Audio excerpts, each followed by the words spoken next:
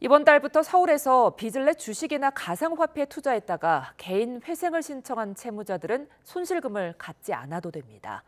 법원에서 변제 계획을 짤 때 이미 잃은 돈은 고려하지 않기로 새 지침을 마련한 건데요.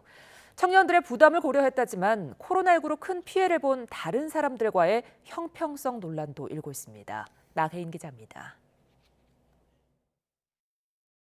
서울회생법원이 마련한 새 실무 준칙은 개인 회생을 신청한 채무자의 변제금 총액을 정할 때 주식이나 가상화폐 투자 손실금은 고려하지 말라는 내용입니다.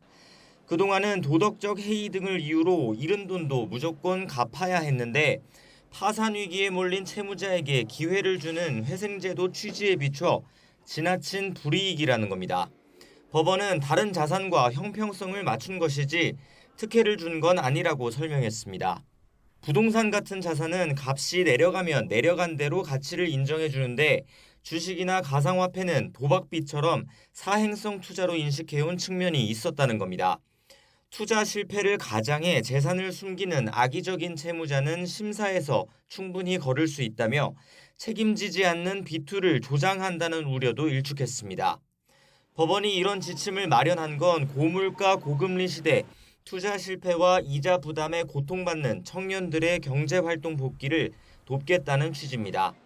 다만 애초 위험을 무릅쓰고 뛰어드는 투자 성격과 그에 따른 책임은 부인할 수는 없습니다.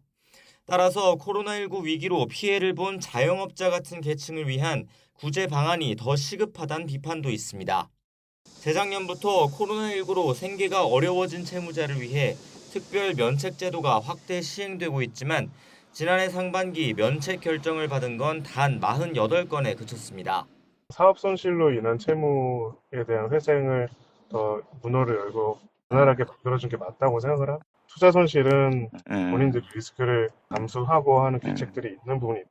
애초 이런 일은 사법부가 나설 게 아니라 입법, 정책으로 풀 문제라는 지적도 있습니다. 단기적인 상황의 특수성을 두고 어떤 정책을 펼칠 수는 있습니다. 국가가. 정책을 펼치는 국가기관으로서 법원이라고 하는 기관이 이게 맞느냐. 지난해 전국 법원에 접수된 개인회생 파산 신청은 13만 건.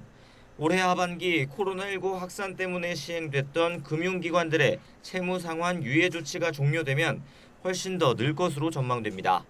YTN 나힌입니다.